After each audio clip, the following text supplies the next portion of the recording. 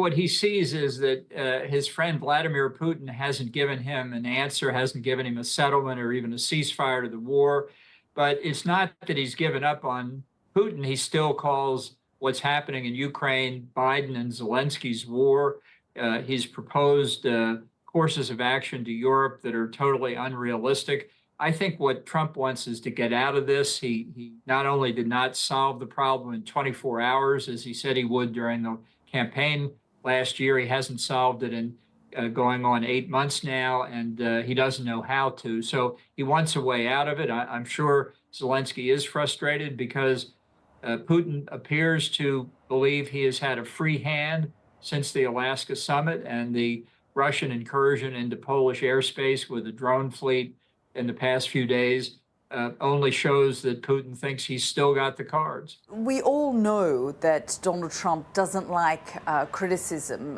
Given the history now with Zelensky and what happened when he got to the Oval Office, they've mended their relationship. But do you think this is a risk on Volodymyr Zelensky's part by starting to speak up again? Well, it's a tough call for him to make. I mean, I think he needs to make it very plain in private conversations with Europeans that this is not satisfactory.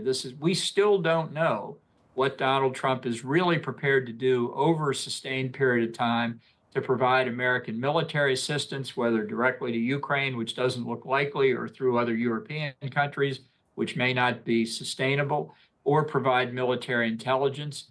I think Putin believes he has the upper hand. I think right now he's testing NATO with these drone incursions, and he has not gotten adequate pushback from the alliance's leader, the United States. So I think this is a very dangerous point for the West.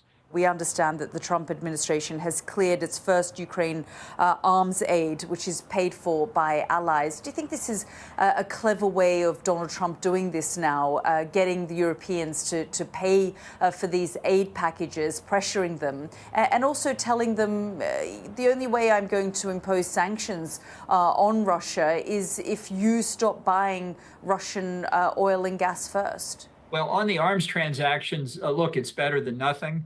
This is Donald Trump's entire vision of the world. He's getting paid for it. That's all he cares about. He can say the U.S. is making a profit. U.S. companies are making a profit.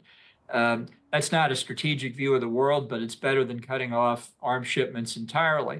And I think what he said to the European Union about what it would take for them to do to get additional sanctions from the United States is a way of saying, I don't want to do additional sanctions on Russia. I mean, what Trump himself has done is incoherent. He has not sanctioned Russia after the Alaska summit, which is the country selling the oil and gas.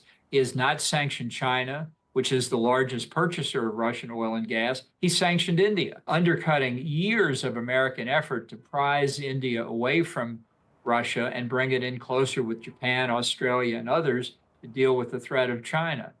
Yeah, and that's what you continue to hear on the ground here, that Vladimir Putin is testing, provoking NATO through those drone incursions. And frankly, at this point in time, Donald Trump is giving an almost muddled response. He's saying even that it might have been a mistake in terms of the way those drones hovered into NATO skies.